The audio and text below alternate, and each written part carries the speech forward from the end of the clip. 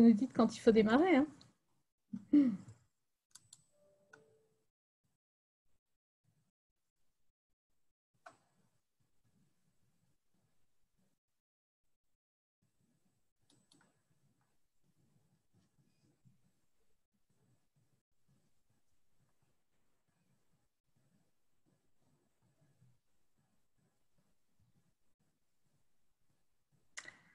Welcome, everybody, everyone on the session. This is a session on digital adaptation, and we will discuss today for the next 1 hour how to develop a system that is cost effective and deliver sustainability. First of all, I would like to thank the ITU and the WISES for the excellent work they are doing every year now for many years. And we would like also to bring some thanks to our prestigious partner, the WFU, the World Federation of Engineers Organizations. This session is organized by Swiss Engineering Geneva chapter and shall discuss the latest high-tech, innovative solutions for a safer and sustainable modern society. We shall invite our partners to discuss the key elements of a digital adaptation strategy, including showcasing what EPF, École d'Ingénieurs en France, has worked on with its partners in the area of artificial intelligence and ethics. This will also be the occasion to insist on the need of big data management with a green approach. Of course, all our participants are very much welcome, and we are so pleased to have you join us. You are, I think, about 50 today, and don't hesitate to write your questions in the webinar case for that. We will, as we have a lot of participants, panelists today, we are going to take the questions and answer them as soon as possible after the presentations. I will, with no transition, give now the speech to Betty Azzarelli.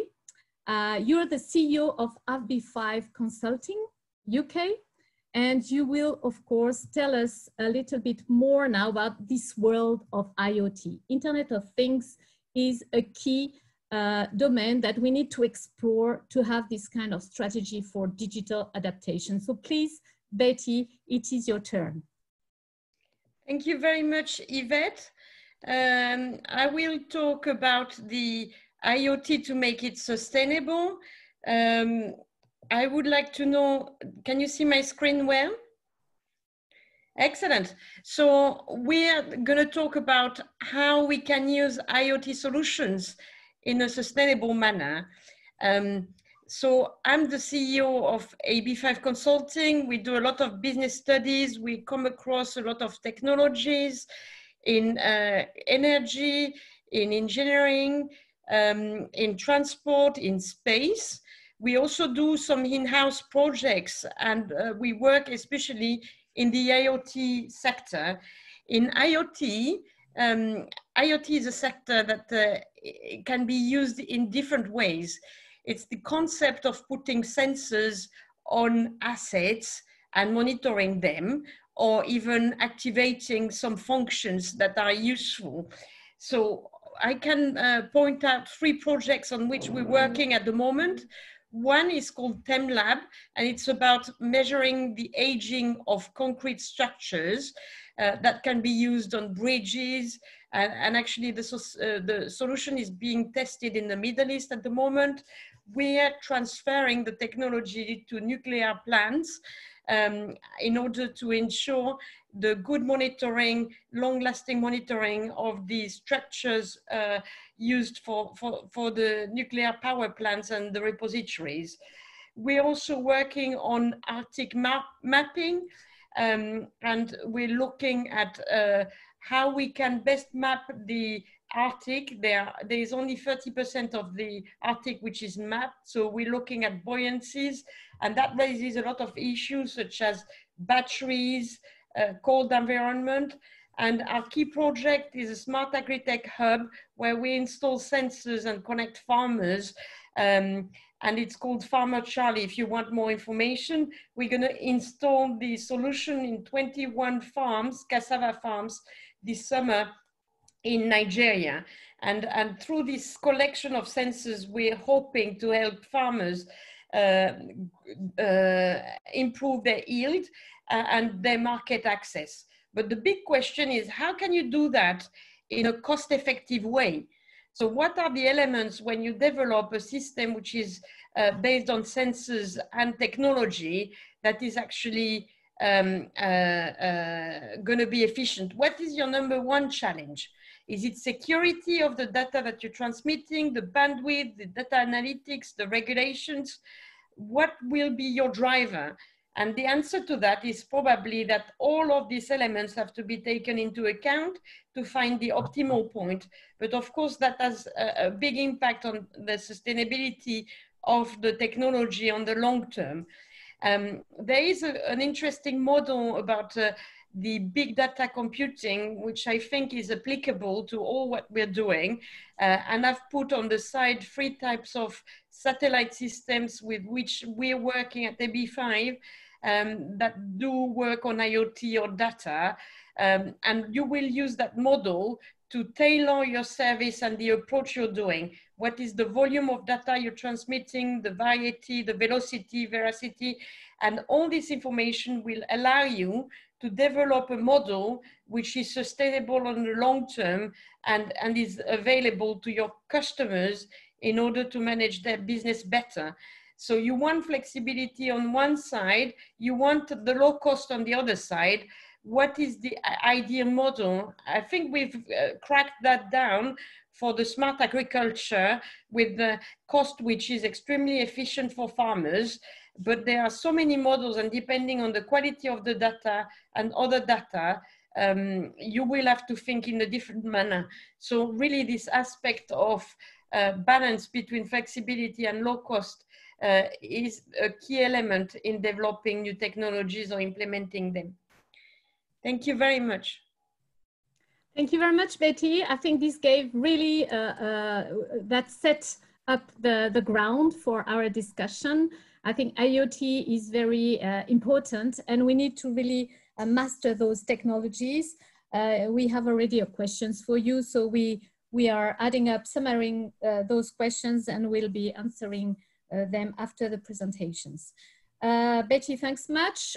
We now give the speech to Liliane Dorvaux. Liliane, you're a professor of mathematics at EPF, graduate school based in France in 3 different locations, and that wants to go international. I'll share my screen so you can have your presentation on my screen. Thank you very much. Liliane, it is your turn. Can you see your presentation? Yes, no problems, it's fine. Okay, thank you, Yvette. So I will speak a little bit, first of all, about EPF School of Engineering, to explain history and what it is, to give you more information about it. So EPF is a well-known school of engineering in France due to its singular history. It has been founded in 1925 by Marie-Louise Paris as École Polytechnique Féminine. It was one of the first engineering schools in France training women. Very early, the school has been labelized by a national French committee and recognized as a school of engineering. It was a big challenge. And it was only for women until 1994 and became mixed with male and female students at that time. Then it has been called EPF, School of Engineering. The ratio now of female is around 35% and represents the highest rate compared to other French engineering schools. Marie-Louise Paris was one of the pioneers fighting for gender equality and ethics values. EPF missions continue to do so and contributes to forge EPF engineers with strong humanist values and committed to issues facing society. The main strong values are commitment, enterprise, innovation. So in the field of application of AR is one of the major issues for the future generations. And it has been really natural for us to work on this approach of AR and ethic approach. In 2019, 53% of global data and analysis established by decision makers reported that artificial intelligence is either established or in full development within their company. In less than 10 years from now, central processing units are predicted to reach the processing power of the human brain. So in that face to this situation, we observe the lack of diversity in IT and AI to avoid bias, which could be deleterious for our future. And it's so obvious. So the idea of building a think tank on AR stemmed from the research and assessment of the AR present in the society, leading to the development of a well-balanced group of students and industry representatives, as well as higher education academics from science and philosophy. So the AI task force has been created in September 2018 with EPF students, now called Young Reflection Committee, the group working on it, and they will speak later, in collaboration with Berkeley students, Giz at Berkeley, Dell Technology, AB5 Consulting, thanks Betty, and professor of University Paris 8 in social science. One of the think tank's objectives was to assess the different approaches and perceptions of the digital transformation due to AI in the next future years, and as well as the impact of culture and perception of privacy and personal information, for example, including biometrics and so on. Topics discussed included data ownership and data protection, biases, including gender, manipulation and trustworthiness, power relationship, responsibility and accountability, environment concerns, cultural approach, and political control in the use of AR. So many areas we need to look at. Few concrete actions have been realized and with the group. First, a workshop on the theme of What AR for Tomorrow. It was held in April 2019 at EPF in Paris.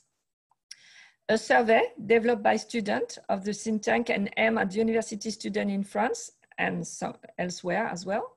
And they will talk, Paolo and Olivier will speak about it. An article as well. The workshop, just a few words on the workshop, it brought together university students, academics, representatives from international organizations, internet giants, large companies, small and medium enterprise, startups, and the field of engineering, coding, ethics, philosophy, and political sciences. The purpose of the workshop was to focus students' mind on interdisciplinary areas affected by AR. While we assume that future engineers would be aware of the impact of AR on society, it seems that the event also contributed to raising awareness as it led to a comprehensive discussion on the topics. Education on AR appears to have a real crucial role even for knowledgeable people. Education and AR should be aimed at supporting the full development of human personality, including creativity, innovation, and anticipation. The AR think tank is to understand the perceptions of AI progress by future users, coders, and engineers. It would be useful to analyze the different opinions of the youth, including preconceived ideas and the consequences caused by lack of information in forthcoming study. The role of young engineers generation is essential. And so I will let now Olivier and Paolo, representatives of Young Reflection Committee, to explain more about the survey and the work with the Young Reflection Committee and different actions they will develop. Thank you. Thank you very much, Liliane, for this wonderful introduction. We know now, and we are very eager to hear what the young engineers of EPF have developed, have put together, and what are the concrete solutions for the future with engineers. Who is starting? Is it Paolo or Olivier? Peut-être Paolo. Yes, it's me. Hello, everyone. Screen if you want. Yeah. Yeah. I will share to you the presentation. Okay.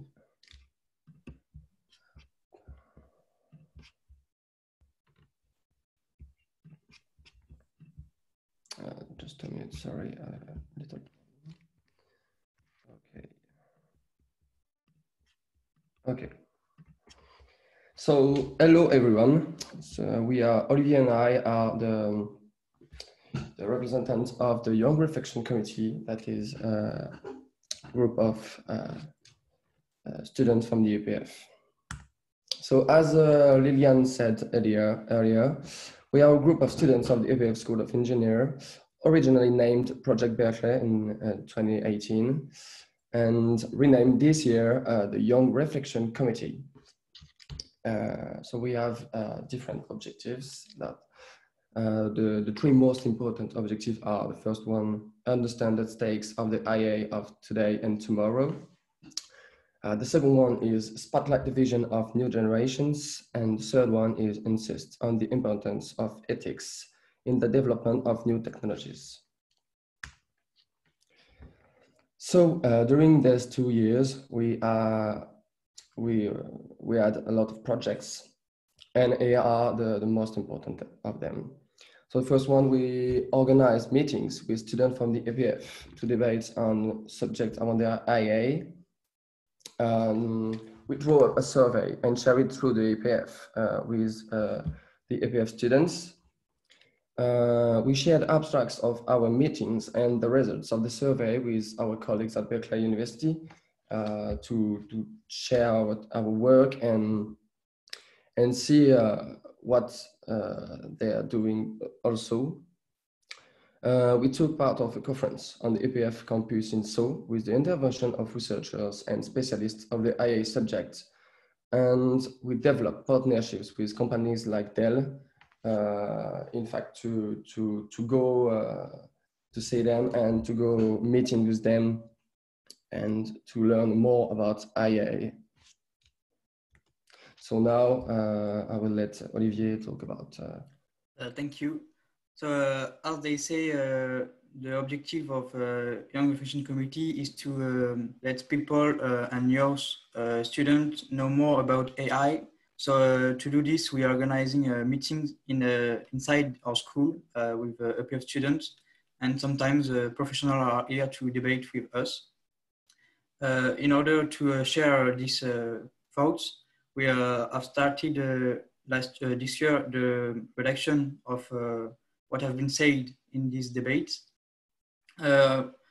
We also want to share our knowledge with other students than EPF's ones. So we have created a page on the social networks where we can share videos or fiction books about AI. We also participate in conferences that happen in Montpellier, and we bring our students to learn more about, for example, we have been to human brain researches or also new technologies such as Bitcoin. And we have developed a relationship with the research institute Bitcoin, which allowed us to speak with a professional. So for next year, our main goal will be to make AI more accessible. It means that a very few people know about AI, and as it is a really sensitive subject, we want more people to know about it, especially young people.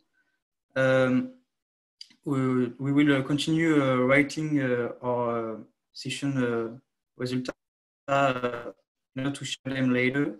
And we want to raise awareness about AI in high schools, such as high schools in Montpellier. So we will make an intervention, for example, in EPF as we are doing, and on the networks with our social networks.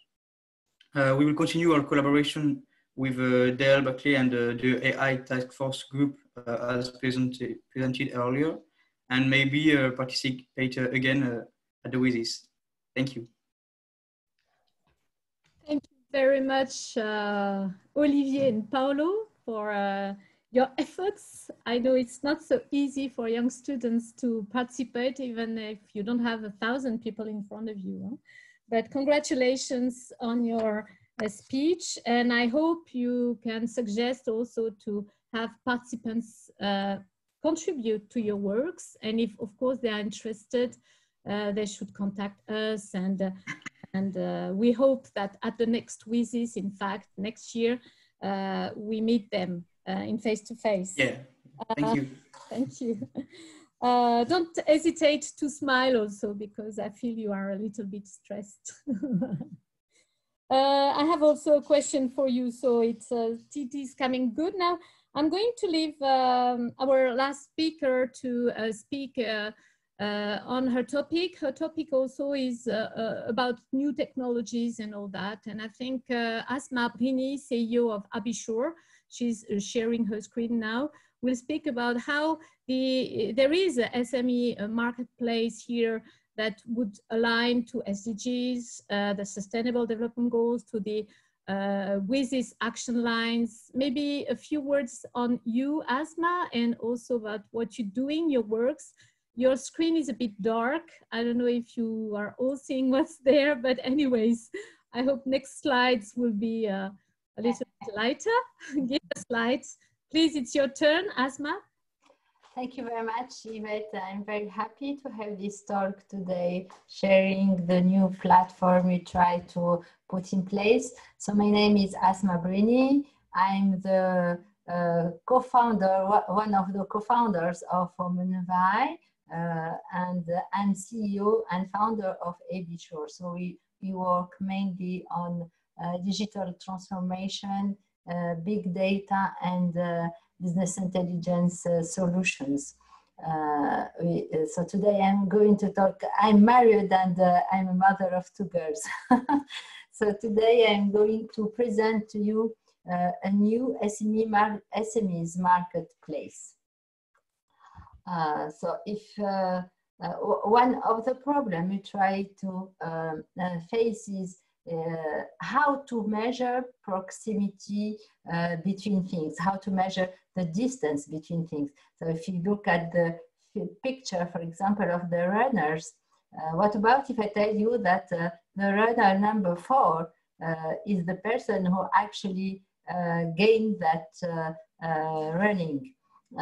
We always face some issues when we have to compare things, because we need to match things, and there are distance between the eyes, the comprehension, the information that we have to deal with, and so all these things put together is the solution that we try to put in place. Actually, the idea is to develop an impactful marketplace to improve SMEs' competitiveness and to assist SMEs in 3 areas: sourcing, market access, funding. And it's kind of more than that. It's giving the knowledge of SMEs, the right knowledge when they have to buy some services. Usually, concretely speaking, when we go to sell some services, IT services to the SMEs, we find that they don't know how to buy service. So generally, they buy the systems, and after that, they don't know how to use it. They do not know how to use it completely, and they do not know how to put the process in place that is impacted by the new system that they bought. So this marketplace will put in place the vendors, matching the vendors, and they will match them, with the providers. And here we have to put in place some engine the engine will be intelligent based on machine learning, for example, or intelligent system, which from a need for an SME, we have a given need, and we will try to find the correct match, which are actually the current vendors, the current providers of those services. So it can be IT services, it can be food services, it can be all kinds of services that the SMEs will are looking for. So it is an intelligent platform. It's an intelligent marketplace which is fully dedicated to SMEs. And this marketplace will give some customized solution for the SMEs, and they will procure some knowledge to the SMEs on how to buy and how to sell service. It will give the providers as well some information or on some feedbacks on how buying or selling as well services. And finally, on a technological point of view, it will be a collaborative platform which will use some development, sustainable development, equity development of people around all the world. So as I told previously, it is an innovative solution based on intelligence and based on artificial intelligence. And the idea is to use some materials, models, and data, some software tools, some benchmarks, some knowledge, some validated data, and it will be in the environment implying the education, the SMEs, the vendors, the experts in some domains, and all those together will give the best services to SMEs. They will reduce the cost of SMEs. They will optimize how the SMEs will buy the services in the future. Currently we have put in place a proof of concept, and we are having as a target a solution which will be ready for the end of this year. So this solution is dedicated firstly to some countries. We've been started working with them for a couple of months, and then we will adapt it to different markets. Thank you. Thank you very much, Asma. I think we can already see some synergies. You can work together with the young ones, and you can work towards SDGs. You can work within the WSIS scope, so that's fantastic. I have a first question actually for you, Asma. Maybe you can just stop sharing your screen. I think we have given all the panelists some chance to express, and we still have about 20 minutes, 15-20 minutes to address questions. Then I will ask each of you to do in one sentence the conclusion. Can you stop sharing your screen? Yes, I'm trying. Thanks. So the first question, Asma, is maybe if you do use prediction in your model, in the model you just presented and the one you're planning to have and develop for the market, are you using some prediction? Thank you, Yvette, for the question. It's a very nice question, actually, because we plan to use, as I thought previously, some machine learning models to learn about the services and to learn of the previous question of other SMEs, other vendors. So yes, in the future, of course, we can predict the needs, the future needs of the SMEs, and we can provide to them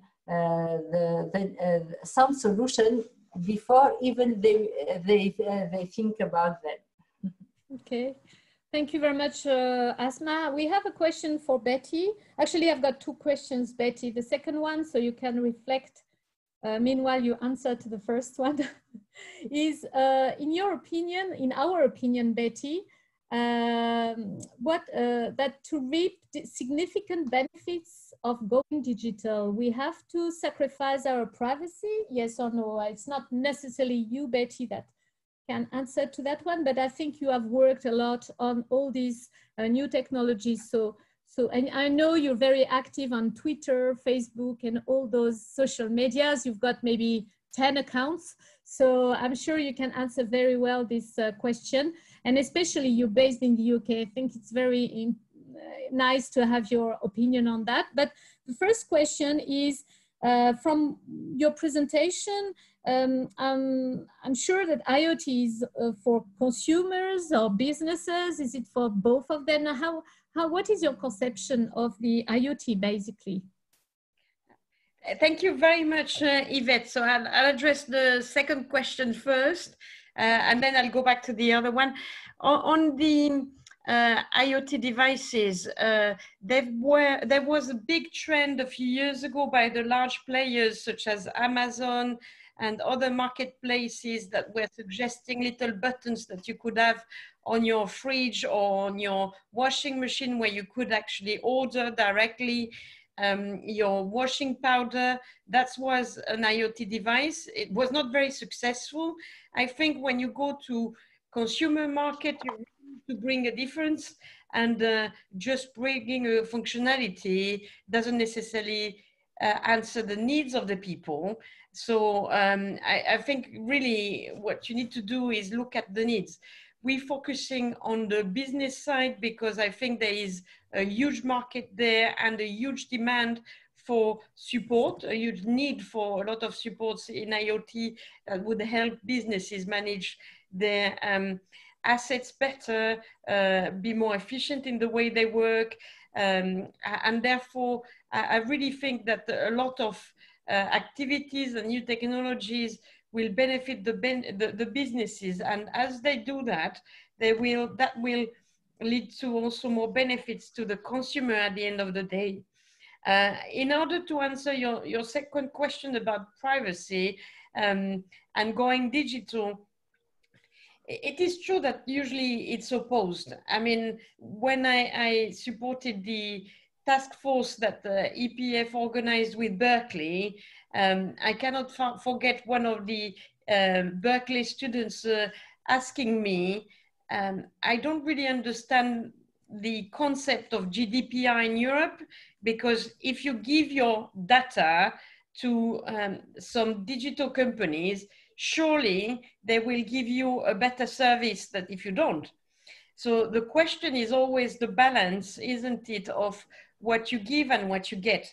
I think it goes beyond that, is that there are different layers, and the idea of sharing your data doesn't necessarily mean that you are actually relinquishing on your privacy. It doesn't mean that the data then belongs the property of that company.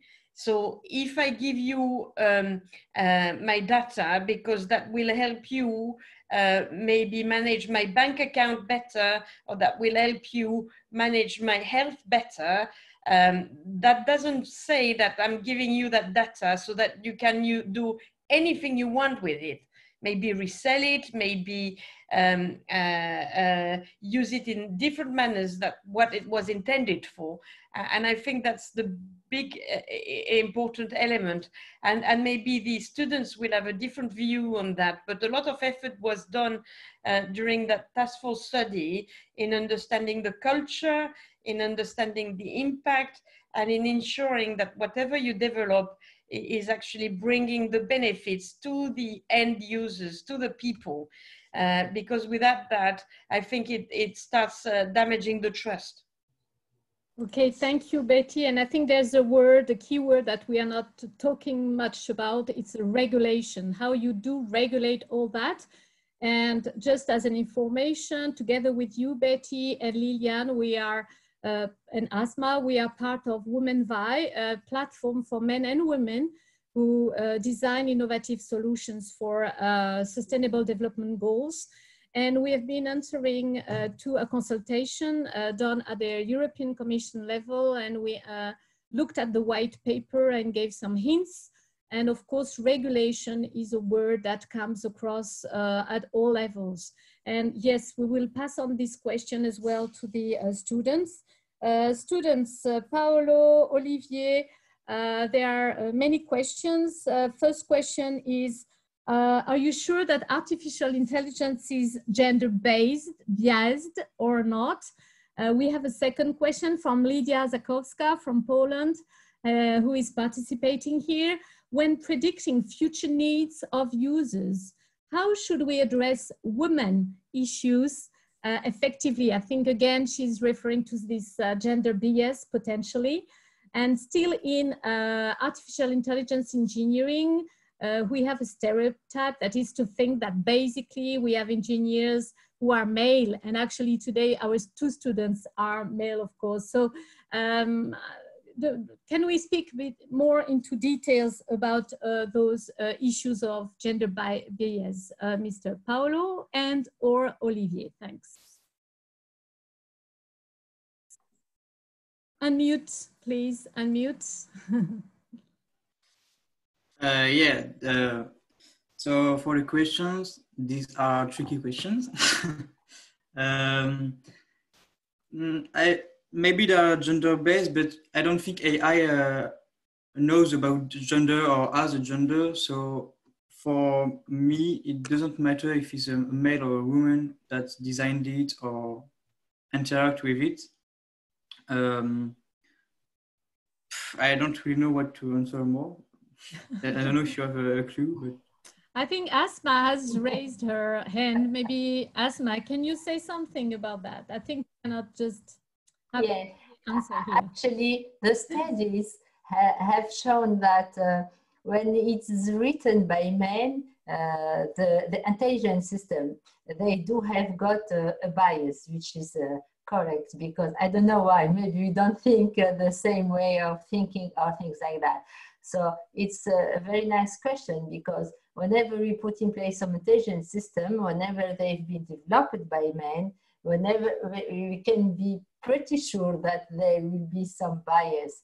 And it's totally true. In instance, for the platform that you've been thinking about, we've put in place some control done by person, human being per control, which measure if we propose more women vendors than men, and given this, we try to readjust our system, our intelligence system, to put some coefficient to readjust the result, actually, the information retrieved and the vendor, the providers. So it's sure that they can be a bias, and we need to have this in mind, and we need to think about the solution, and there are some solutions, especially by training more and more the system and reoriented the results. Mike? Yes, I was going to give you the hand, Liliane, because I'm sure you want to speak about IA égalitaire, something, the pact that... No, I will let you about okay. that, but just to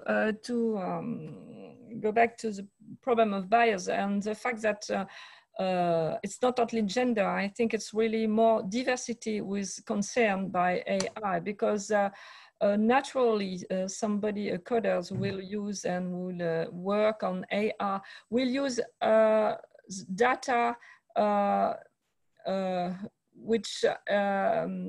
which it will be concerned on, because there is very often a non-conscience about the data used to test and to make statistics about the model who has been represented. And the problem is a consciousness of people. And it's why the study and working with young people and students, it's necessary to make them conscious of what they are doing. In fact,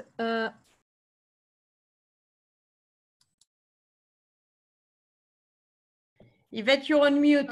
sorry, it's still a gray zone, and I agree with all the comments that have been done. And the question is very, not tricky, I would say, but challenging. And it's a very modern question. We have to raise those questions because we have to address them. And it's good if we have some works on that. In France, there have been a group, Laboratoire d'égalité, equality, the laboratory that have many hard science and social science actors. And I will put in the chat the link to that, a pact that is basically a white paper with recommendations for less gender biased and diversity biased artificial intelligence. So you can find these works on our LinkedIn page, Womenvai. Just like them, like it, and then you'll have all the works on that. We have other questions, by the way. I think for the students, sorry. We have here for Paolo and Olivier, as very young students, what is that aspect of ethics that you consider is most important in an artificial intelligence driven environment? Who would like to answer to that one? Yeah, for me, I think the most important thing is just the equality, because as we develop, there's kind of technologies with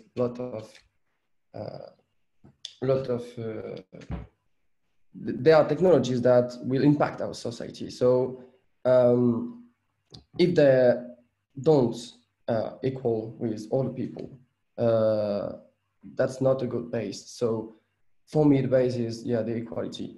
That's quite easy to answer, but yeah, I think this is very clear. Gender equality you're talking, right? Professional and yeah. gender equality in general, right? Yeah, in general. Gender then, okay. So anything that you would like to answer, Olivier, as you are considered as the young student around the table? No, I'm fine with Paolo's answer. Okay, good. Okay, so this is a very important ethics issue. Thank you very much.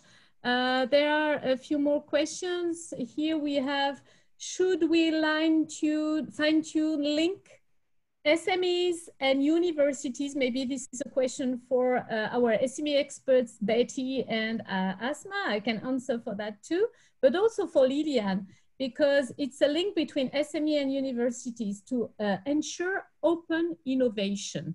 As you know, open innovation has started now for many years, starting when we talk about Industry 4.0 in an automotive sector. But still, it's very modern question how we can onboard these issues. Liliane, would you like to answer to that? Yes, I really think that SMEs and universities or high school, like in French, for example, School of Engineering, have to work together hand with hand just to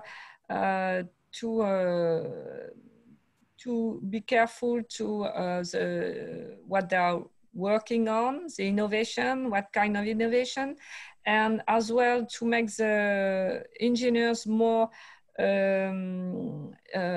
involved in their future, because what I was saying before, I mean that the future is made by the young generation for the young generation. And it's really important to make a correlation between the two fields, and the fields of enterprises and small enterprises, innovation or startup or whatever, and the field of university, just to make the best ideas going up. Okay, thank you. I think it's clear. And of course, anyone who would like to join the EPF environment as a SME industry, please be welcome again. I've got a last question for Betty. Should the marketplaces be done with fully private approach or involving civil society as social innovation projects, I think. It's easy for you to answer that?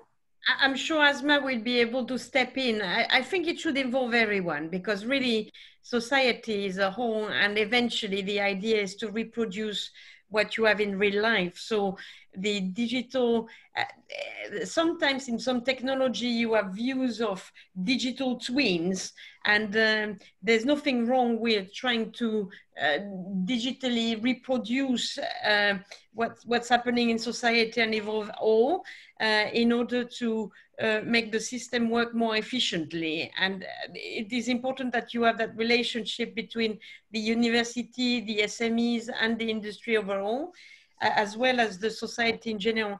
AB5, for instance, is working with 2 universities in the UK at the moment, actually 3. And we're working together. It is interesting because it raises also some questions about IP. When you have some discussions about joint development between an industry and a university, who is actually owning the intellectual property and how is this going to be developed? So you have the same on the marketplace. So is this something that is in the open anyway? It raises questions of how to involve people and that future connection. But if you address these challenges, I think it's for the best of all. Maybe Asma as a complementary view with the platform she's developing. Actually, I totally agree with all what you've said, Betty. For the first question about involving the universities in this kind of development, or even in the relation between enterprise, private enterprise, and university, it's very important to have a pool working together. And that's why, actually, when I said previously, it is a collaborative platform. The idea behind this is that we started even thinking about it as a work between R&D coming from universities and SMEs. For the second point, which is about, can you repeat the second point? It was it was about the IPRs and all the challenges that you find about the marketplace, and even about the public-private collaboration. It is a very important thing to think about it, and this is the case all over the world, because sometimes the public, especially we work in Tunisia, for example, we have some examples in Tunisia where there is a gap between the public sector and the private sector. And the idea is to have a kind of reducing the gap between them.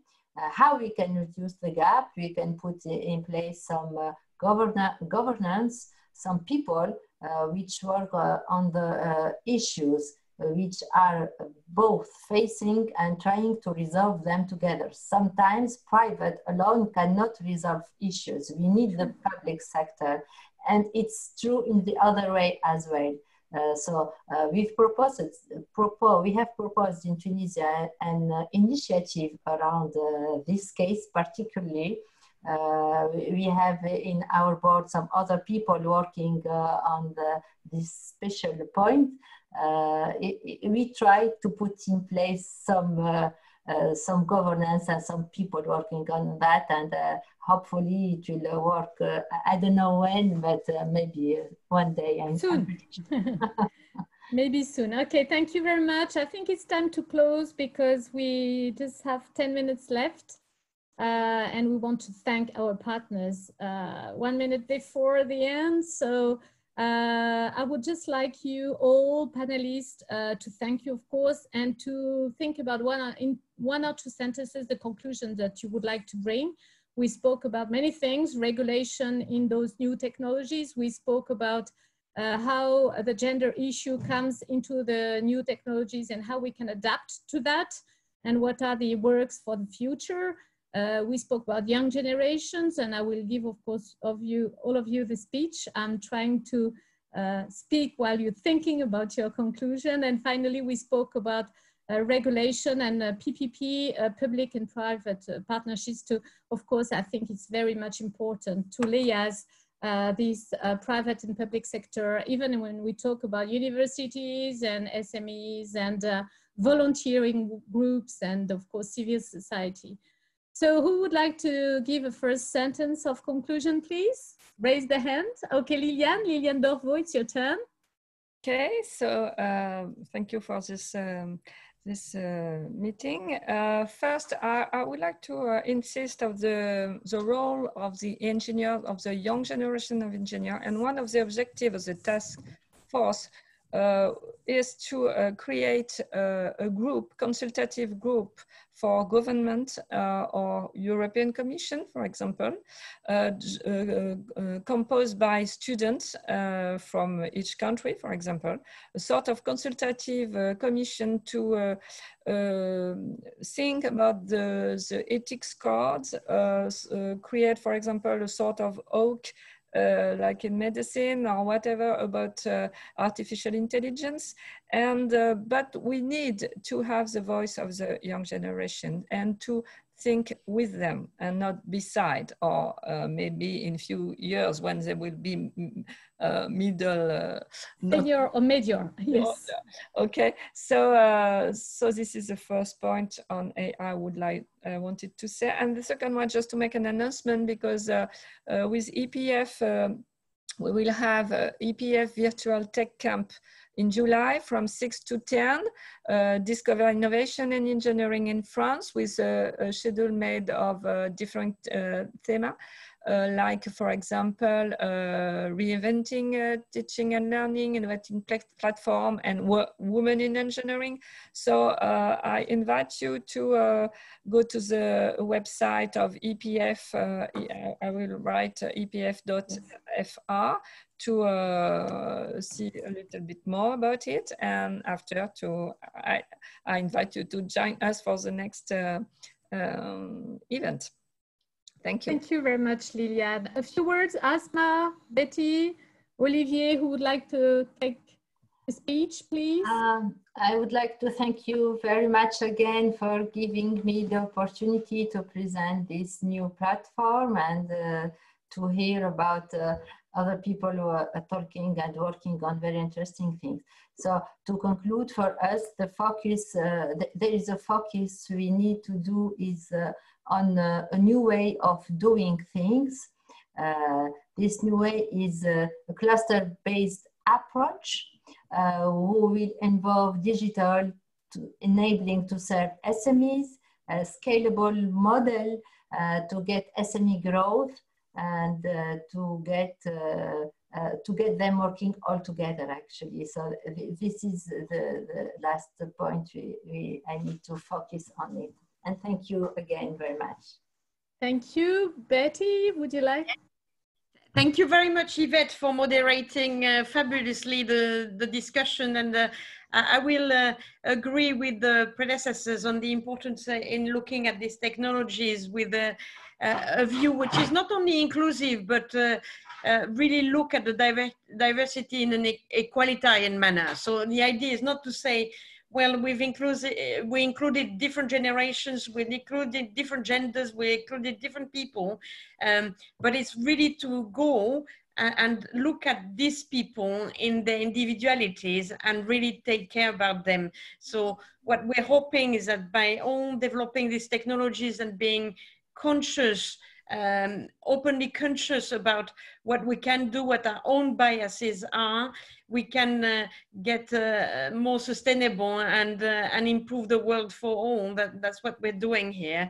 So I look forward to work with you, which I'm already doing, but also all the people who are part of the discussions in the audience, so that we can carry on that work and take that pledge together. Thank you. Thank you so much, Betty. Paolo, Olivier, a few last words? Yeah, so thank you for letting us present our project and our group, firstly. And I think, like we said earlier, the young the young generation is a very important subject.